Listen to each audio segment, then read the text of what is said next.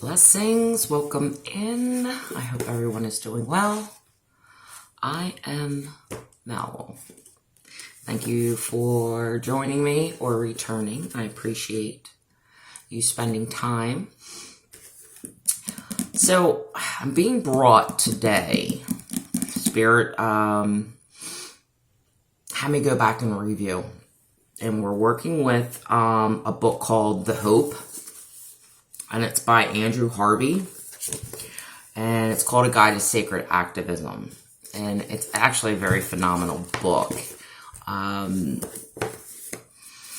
It gives us, practical tools. It has storytelling in it. How we come to our realizations, our revelations about self, but the broader world. Okay, and how we fit into that broader world. And with sacred activism, it's about finding gratitude, forgiveness, and compassion. It's about opening yourself up to kindness, right? And letting go of pain and suffering and making conscious choices in order to heal not only your internal immediate reality and world, but the world at large. Oh, that's what I wanted to look up. So, when you hear activism, right, you automatically think like people out there picketing, damn the man, we're going to tear down the system. But we're not talking about that type of activism, like fighting for, the atrocities that happen in the world. Because we do. We want to make the world a better place, but many of us go in these activism pathways, not recognizing that the activism starts internally and it's a sacred walk. In order to really make the change externally, we have to go internally and change the way in which we perceive and work with the external already manifested structures that we've created as human beings, right? So working internally on your own internal landscape, your own belief systems, thought forms, wounds, traumas, experiences, and learning to see them differently and saying, I want to carry something else forward. I want more than what I've been shown and what I've experienced. Okay? So it's like, I was brought to this page and it speaks about he has a vision, revelation, right? And a voice came to him, and I'm going to read this, and it's pretty powerful. And this is from the chapter called The Voice of Fire. Which is interesting because, that's the talk of the town right now. These fires. What's going on? Is it agenda made? Is it human made? Was it planned? Or is it just a natural evolutionary cycle? But it's honoring the elements, okay? They too have stories to tell. And they too serve their purpose in various ways in our lives. So he has this vision, and this voice comes to him, and it says, "You've been playing with light all these years, that you believed you were making spiritual progress.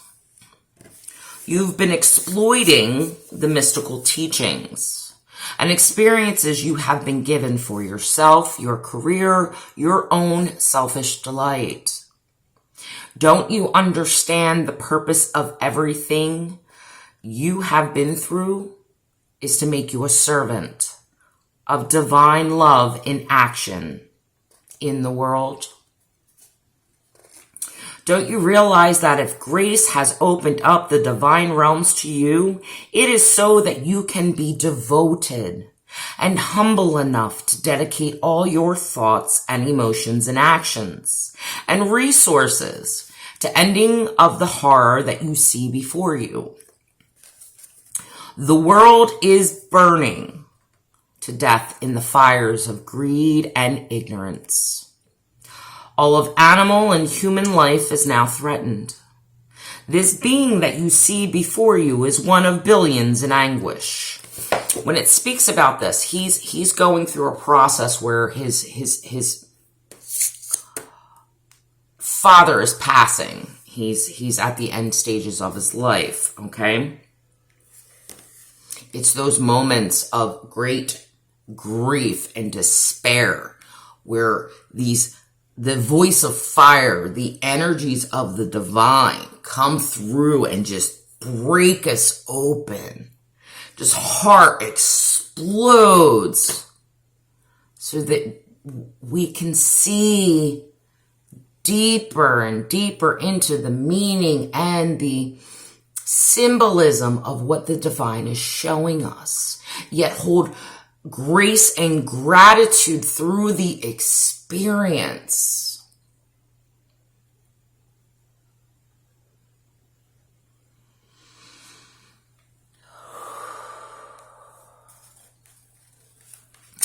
See behind him and around him the burning forests, the polluted seas, the vanishing tigers and polar bears.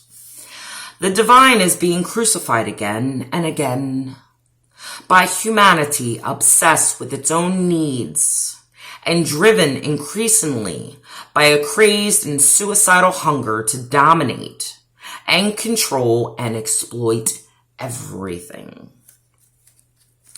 Everything you are and everything you do from this moment on must help human beings awaken to their inner divinity and to its responsibilities of urgent sacred action.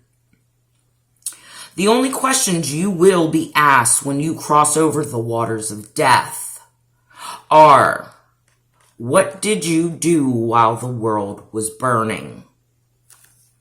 How did you work to heal the horror of a world on fire? What did you love enough to risk and give your life for? Nothing else will matter. Understand this now. Turn away from everything you've been and done and believed and dive into the furnace of a divine love that embraces all beings. Give your whole life to spread and embody the message of its passion to the world. Embody the message of its passion, which is the word. That the world must now wake up, claim the sacred fire that lives within every human heart, and act from that. The one hope, both for you and for humanity, is to take up the challenge of the divine and put the fire of divine compassion into radical action in every arena of the world. I feel it. I feel those fires. I feel those fires of passion, compassion, witness, action. And I know, like, mine gets totally, like, volcanic in some instances. Because when we are servants of divine will, divine consciousness, and you know, this is not here to be like, it kind of sounds like Christianic and dogmatic in a way. I don't serve anyone but my source, but my God. And I've understand my path and my journey is to activate, to breathe that voice of fire, to impassion, empower, to get people up and say, no, I know this energy. It calls forth to me. And I'm not going to keep having these atrocities in the world keep me from moving forward and changing my reality. But I recognize it has to come from within. The change comes from in. We are the universe. We are God's source. And if we're fighting this activism and trying to break down systems that are already there, I'm being shown in matter, things have already been in place, right? It's our creations, our desire to serve, to create new worlds, right? And everything comes from the mind. So the more that we are able to tap and live in these other realms, the more we're able to anchor and overlay what has been. Okay? Yes. Is there breaking down? Is there some type of destruction sometimes? Yes. There's nothing wrong with you wanting to fight a system. There's nothing wrong with that. It takes a lot of goddamn energy. And some people, that's their path. That's their devotion. That's what they feel and they're being called to do. And none of us have a right to dissuade nor tell them what they're doing is wrong, because we all play a part as serving the divine consciousness, the awareness, the order. Where am I going, Spirit? See, I get this fire. It comes through me. It's because it's divine will.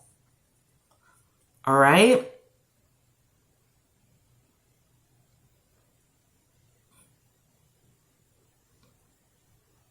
What did you do while the world was burning?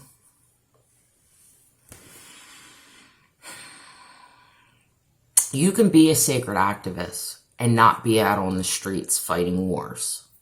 Okay? You can work humbly from your own space,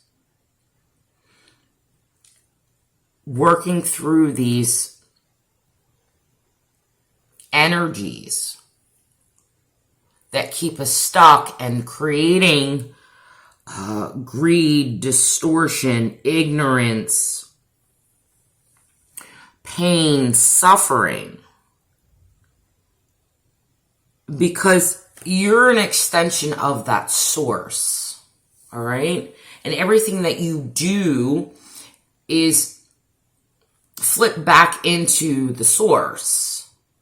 Because you're the reflection. You're the experience for source, so it can experience itself. So that it can create a better timeline, situation, outcome.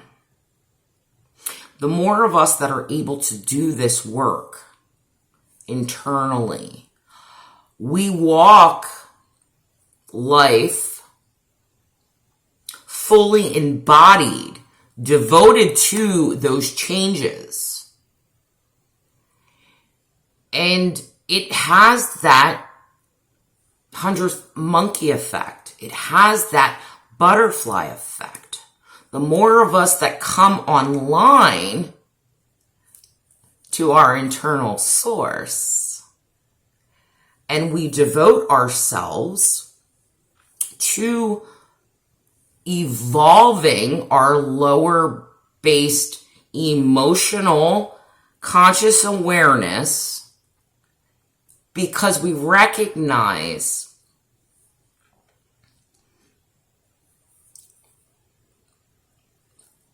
the reflections of reality will show me those changes. I don't have to keep living in fear and war.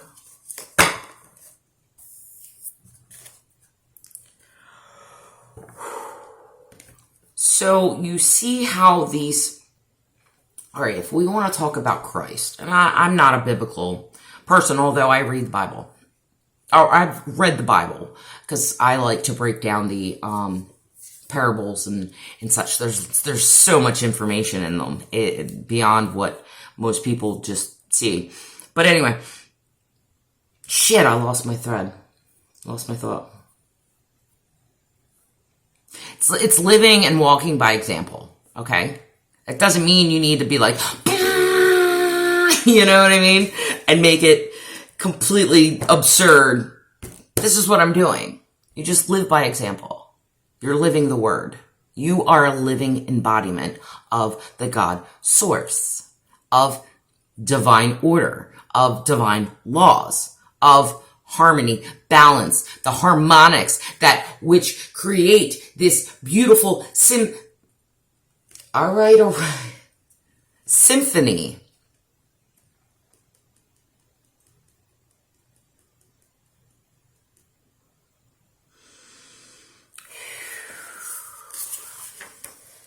The voice fires. It's powerful when you're like, all right, I'm going to bring up, what is it? The Passion of Christ.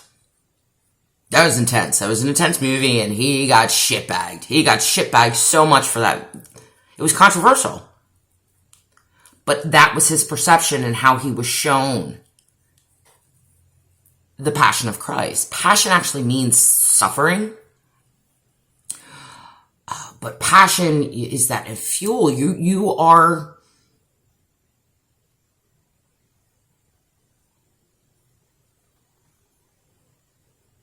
You don't want to use that word because people take it wrong. Possessed. You are embodied by this divine fire. And you wish to serve that passion, that desire, that creative life force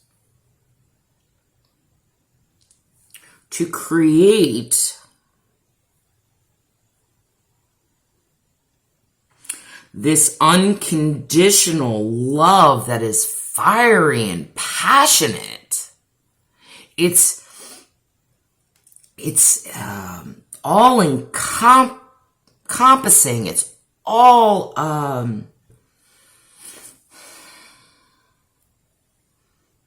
it's like you can't hide from it. You can't turn away.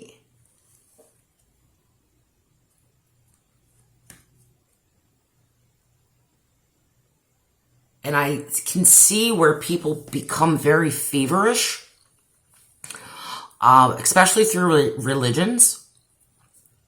They can turn it to be a shadow aspect. That power and that force to be imbued, yes, that's the word I want to use, with this divine light. This creative force in serving, sacred contract, serving the universe, God, source, however. You know, people have been known to get fanatic. And again, that's where it's like when you can balance and understand that's why spirit teaches us in stages and steps, like alchemy. You go through all these processes over and over and over and over, is to refine the spirit, refine the fire in which we hold, right? So that we continue to walk humbly and not from an egotistical state. We've learned to alchemicalize our lower-based emotions.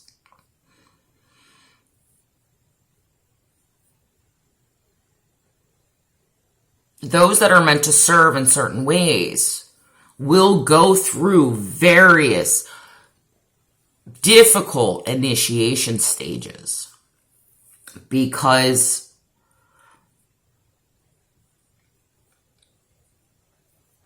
we're being gifted spiritual powers that need to be handled correctly.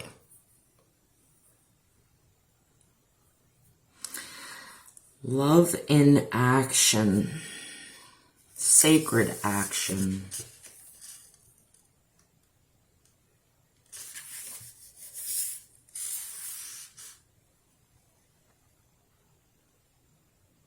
And I want to say, and he says it too here,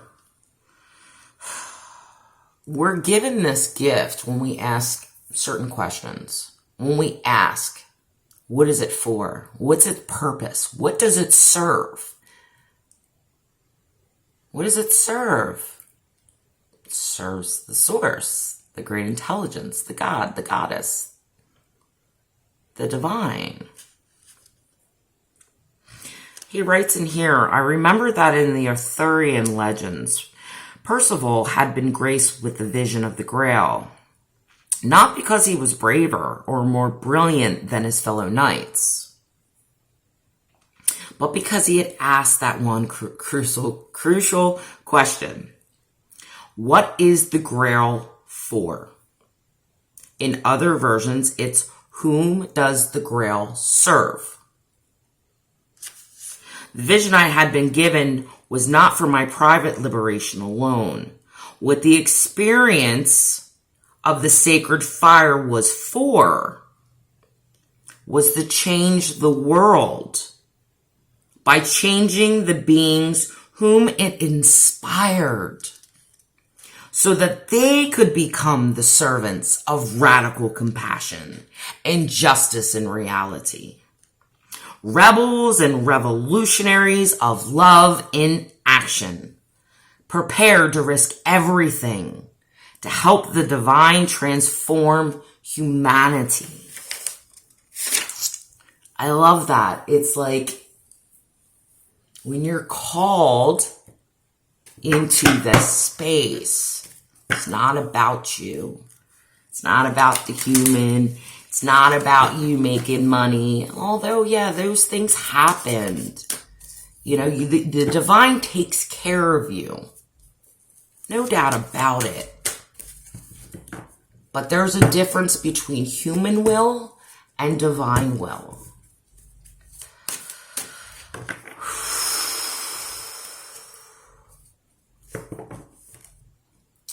And that purpose and that mission is to do God's work, whatever that work is. Source.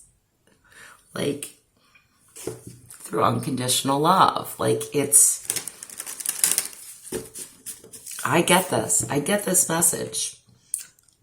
I work diligently every single day for no other reason than just pure joy and pleasure of doing the work. But because of my curiosity and I'm guided, it's divine will. That's what I serve. I don't serve anyone else. I don't even serve my own human. Do I take care of my human? Absolutely. It's in order to spiritually evolve. Not just myself, but other people. If I can do this work, so can everybody else. If I can make these changes, these transformations, go through these hellholes and walk the journey of the underworld many, many times, we can all do it. We can all do it. Can we get ourselves out of the friggin' foxhole? Absolutely. Like codes. It's living by example. However you choose to propagate that living by example. You're weaving your energetic signature into reality that is creating new pathways, new openings, and rewriting old structures. Manifesting new creations of this rainbow light.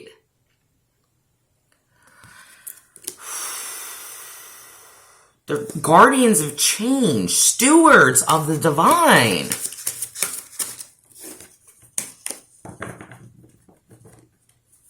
And I get that. Not everybody is on that path. Not everybody, that's not why they're here, and that's okay.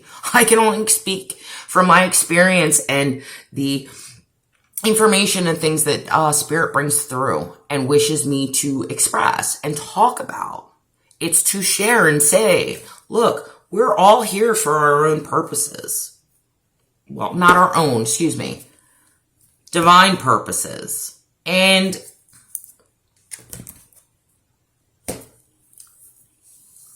It's to transform humanity as a whole and evolve. But it's an inside job. And the more that you do the inside job, the rest, you just walk through life and doing what you do and what you learned, and you express it and you share it. And more people just kind of activate and come online. And they're like, they feel empowered. They feel inspired. They want to know more. They want to experience more. They want to have that sense, that connection to know something so deeply that that's their life force. That's what imbues them. That's what pulls them together in the darkest and shittiest of places.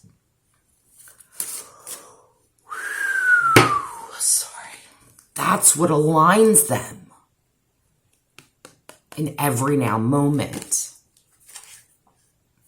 That's what heals them in every now moment.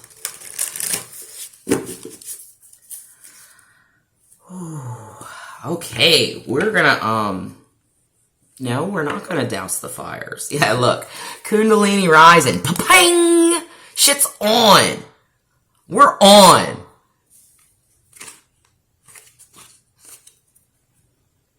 Activating those fires of creation within the form, but balanced and harmonized so that it runs all the way through the chakra system and beyond, right? We're not creating from these lower base places that are creating chaos and distortion and blah, blah, blah, and destroying things. Oh, that's beautiful. That's beautiful. All right, I think I'm going to leave that there because sometimes spirit, we kind of go on tangents, and at the end of it, I don't even know if it makes sense. I don't even remember. Yeah, it's completion. We're done. Ancestral knowledge, wisdom, lay of the land.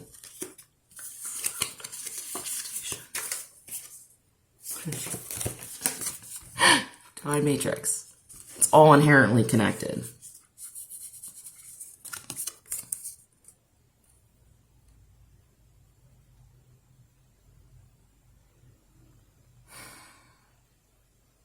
Yeah, there's a lot of great stuff happening with fires. Although, in our world, we're seeing fires being destructive.